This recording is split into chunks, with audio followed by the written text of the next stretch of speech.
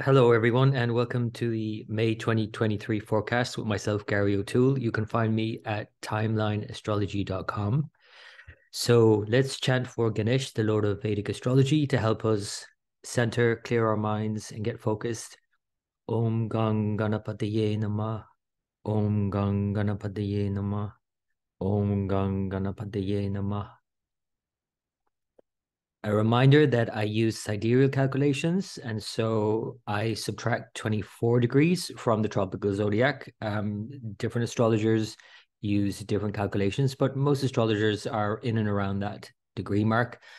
So, and a reminder that your circumstances, i.e., your dashas, what are known in Western astrology as time lords, are more important than the transits. The transits, though, of the planets that are active in your chart in dashas are the most important. So your birth chart, of course, itself and where you live is going to have huge impact on how you experience any of these transits. So let's get on with them. So in May, we have a lot going on, and it might not seem like it because we thought April was all about the complexity of the eclipse, but we have another eclipse in May and we have planets transiting the eclipse degree in May. So this is when actually things are going to get triggered. It's not always the case that things are triggered on the eclipse day itself. This is when we see planets transit either before or after the eclipse degree, we can see events in the world. But also in terms of your own chart, it depends really on where the eclipse degree is in your chart. And if you have planets before that degree or after that degree in that sign. And that will depend on whether you're going to experience it before or after. Excuse me.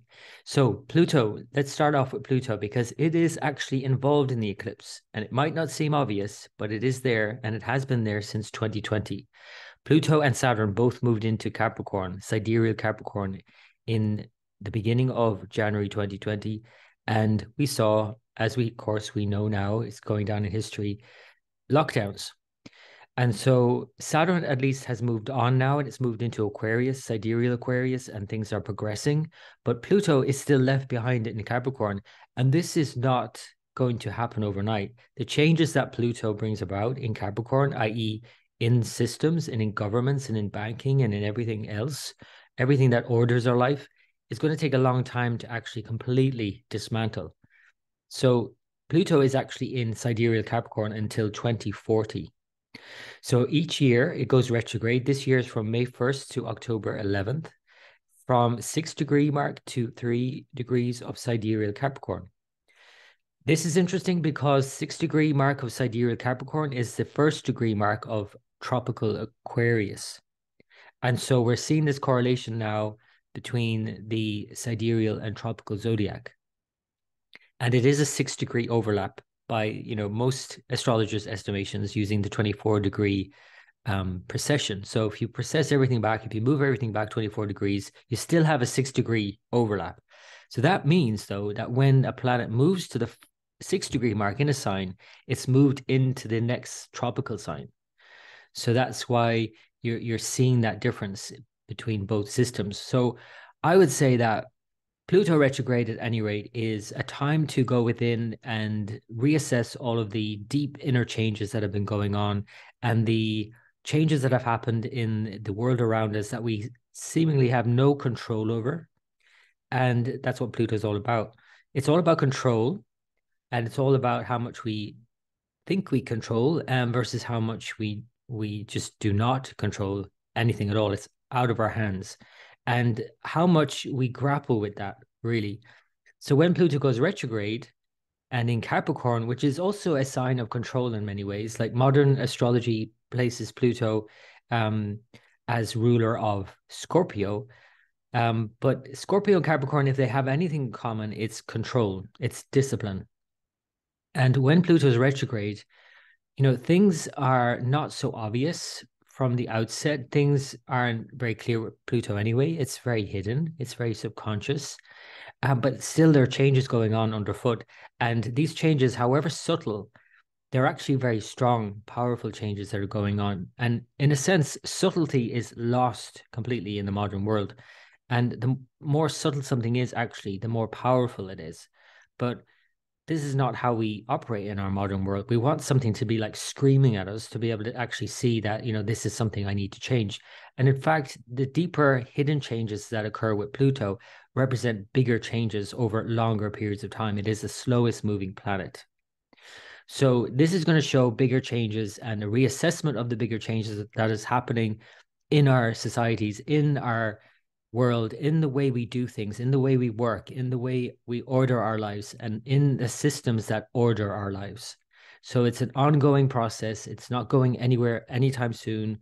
For those of you who followed the tropical zodiac, you're probably sick to death of hearing about Pluto in Capricorn and would prefer just to focus on Pluto in Aquarius, and that's fine. But just to know, this is something to acknowledge now, especially with Pluto, that if you're only following the tropical zodiac, you're more than likely going to place the sidereal transits into your subconscious all the more, because the planets go back, they precess, so it becomes the 12th house. So if you're focusing on Aquarius, which we need to as well, Saturn is currently in Aquarius, by the way, in the sidereal zodiac. But if you're focusing only on Pluto in Aquarius tropically, and you're disregarding Pluto in sidereal Capricorn, the 12th from there, you're just placing all of that subconscious material further deeper into your subconscious. And that also happens in a birth chart.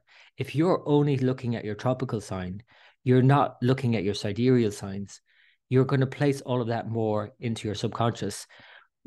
Sidereal astrologers also don't always look at the tropical, but I would say, and correct me if I'm wrong here, but my sense is, looking at online presentations and so on, that more sidereal astrologers pay attention to tropical placements because they have to, because most people talk about tropical anyway. So it's not as unconscious, right?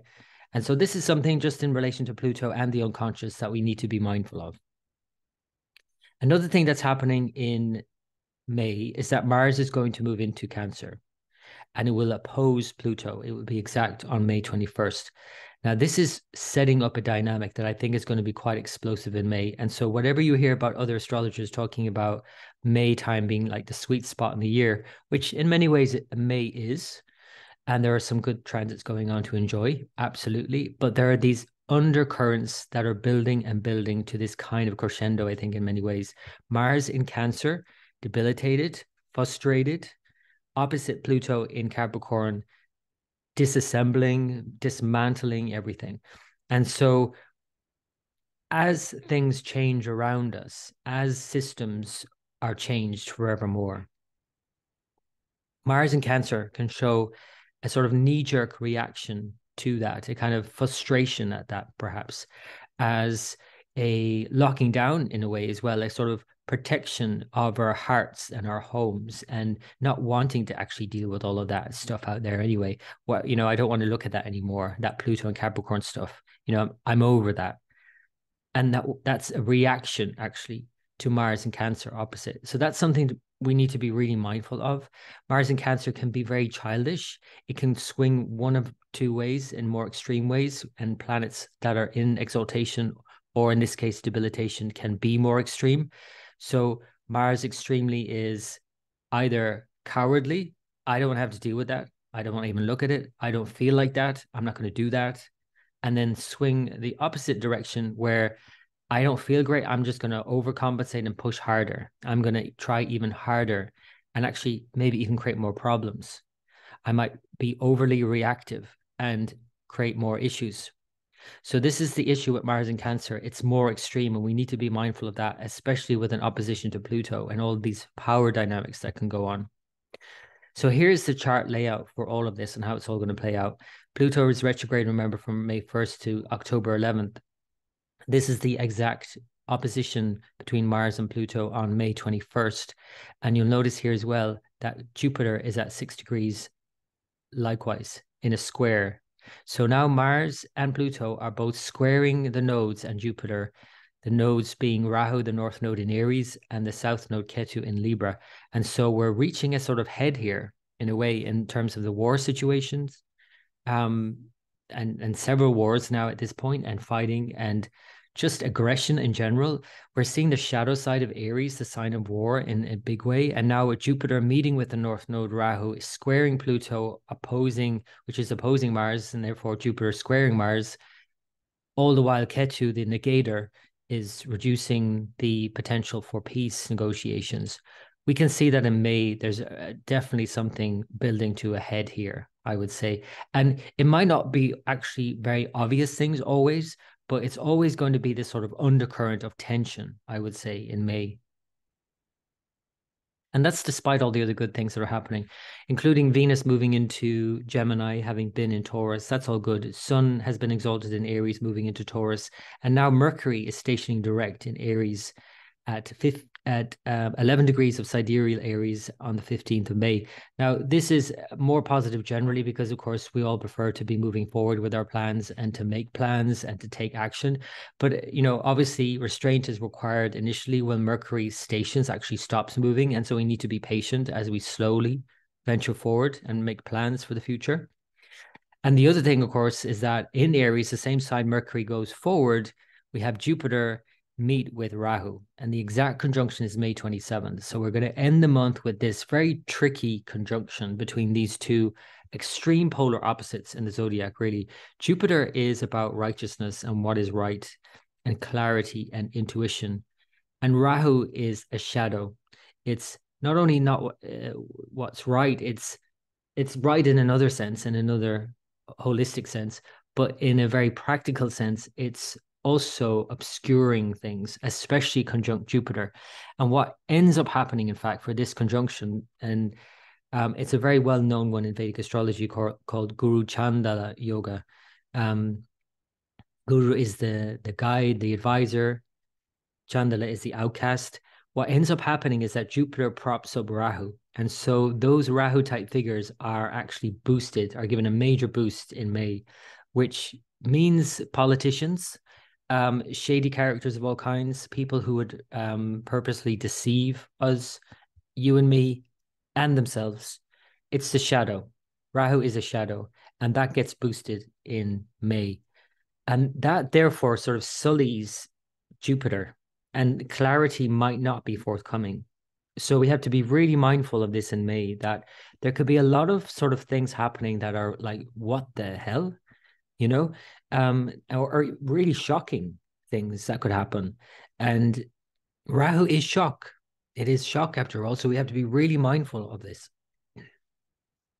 Here are the lunar mansions, or the major lunations, the full moon and new moon in these lunar mansions. Full moon in Swati. This is on May 5th, and this is a partial lunar eclipse. I'll just look at that now in a minute. And then there's a new moon in Kritika. This is on May 19th. So this is the full moon on the 5th of May and a lunar eclipse. So this is where we have to find balance and resolution with all of that has been instigated in Aries, what we've started, what has started on very shaky ground as well with Aries, but at least it started. Something is starting, something new is kicking in now. And depending on what signs you have, rising and moon sign and sun sign and all of those things will depend on how you manage it.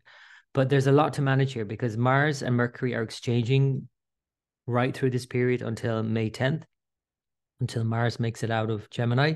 So there's a lot of negotiation, and oftentimes that breaks down, as we can see what's happening in the world, in Sudan, for example, and the military and all of that in Sudan, they're maybe a more extreme example of what's going on. But for you personally, how well are you engaging with this negotiation between Mercury and Mars? Because something new has begun in your life, most likely with Aries been triggered now. And now something has to be balanced more, where you have to compromise. Whatever you're starting, now is the full moon and the eclipse in Libra, where you also have to think about what do you have to negotiate versus what you shouldn't negotiate, actually, because it's a full moon with Ketu. Ketu is about negating something, removing something, clearing something out. And so maybe actually sometimes you overcompromise and maybe you shouldn't on some point, because the emphasis, as you can see here, with so many planets and the North Node Rahu in Aries, is all about what you're instigating right now. So you just need to find a balance more with what you want to do and what other people need from you, which is Libra. It's an important full moon and eclipse for sure. And it's definitely bringing things to a head in many ways. And this, these signs of war and peace, Aries and Libra, certainly could show some really intense dynamics around those kinds of negotiations. Then we have a new moon in Kritika. This is May 19th. So there's a couple of nice things about this new moon, even though a new moon generally is a downturn in terms of, the mood can be a bit lower, the energy a bit lower, as opposed to a full moon, which is more kind of outgoing and social and enjoyable. The new moons are generally a time to be quiet, to be still. Certainly the last new moon was, because it was an eclipse, a total solar eclipse. This one, we have the new moon in Taurus, and it's exalted almost by degree. So this is, again, sidereal signs. It will also be in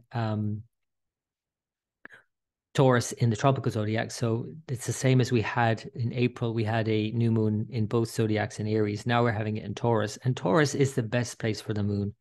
I mean, the moon loves Taurus because it's so stable and fixed and secure. And when we feed, ourselves well, good nutrition, when we feed ourselves good impressions, like nature, especially when we are surrounded by very supportive people and family and community, that is the most stabilizing thing for the mind. So the moon is absolutely happy in Taurus. It's a new moon, yes, but it's a happy moon. And it's hemmed in between, and in this case, hemming in is no bad thing because it's hemmed in between Venus on one side and Jupiter on the other side, with Mercury also. All of the good guys, or the benefics as they're called, are hemming in the moon in Taurus, an exalted new moon. So this new lunar month does have some really quite nice indications overall, despite the complexity of the Jupiter and Rahu and all of that, despite whatever else is going on, despite the Mars Cancer opposite Pluto at this time, almost exact, which is itself frustrating and frustrated and all of that, and the squares to the nodes, all of that. There is something good about this new moon, for sure. So let's look at that lunar eclipse and just see where we can see it, which is a almost full eclipse. It's a partial eclipse, though. It's at 20 degrees of Libra.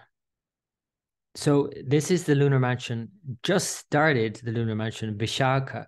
This is what we think about when you think about Libra, most probably. The symbols are the scales of this lunar mansion, Vishaka. And another symbol that's used in Vedic astrology is the doorway, and it's called two-branched. So it's all about, Libra. When you think about Libra, you always think about decisiveness versus indecisiveness, and this kind of weighing things up and balancing everything out.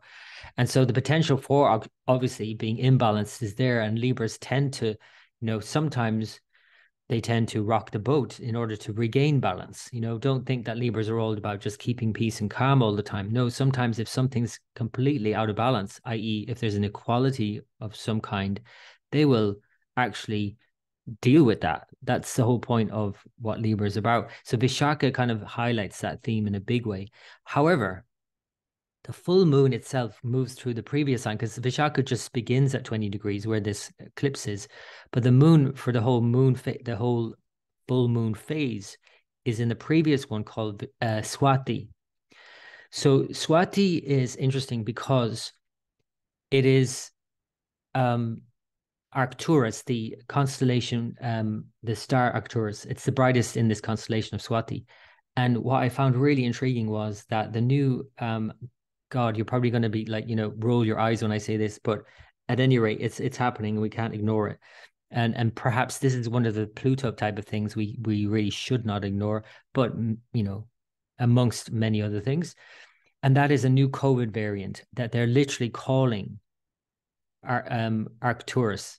So when I heard that, I couldn't believe it, because that is the brightest star in this constellation of Swati in Libra, where this full moon and eclipse is occurring. And eclipses reveal things, oftentimes revealing things that we don't want to be revealed. But we have to think about things personally as things we should know about. We really do need to know about this thing, and if we know about it, we can do something about it. So anyway, just thought that was interesting in terms of the eclipse. I'm going to leave it there. I'm going to just mention my Patreon site. It's patreon.com/timeline astrology. I have, I think, nearly 100 patrons at the moment, but I'm capping it at 100. So if you want to get in before they're all gone, you can go to patreon.com and get your timeline report. I give each patron who joins up when they send me their time, date, and place of birth, I will give them their timeline. This is a Vedic technique of timing events in a person's life, as well as monthly forecasts. I have a get together every month after the forecasts and the sign-based forecasts for patrons only, and we discuss the different transits for the month, and I do a Q&A and all of that, as well as access to the Scorpio video club. So this is where I share all of the secrets of Vedic astrology. And so have a look. Thank you for watching. My website again is timelineastrology.com. You can find me again at patreon.com/timelineastrology. And if you could like and subscribe, and you can get up-to-date videos. I post monthly now, sign-based forecasts as well. So keep an eye out for that one for the month of May, as well as different topics at different times each month. And as well, don't forget the patrons that get a whole lot more, including daily reports, by the way. So you get daily emails of astrology reports, up-to-date reports. Okay, so I wish you all the best for the month of May. Thank you so much for listening to this all the way through to the end. And until next time.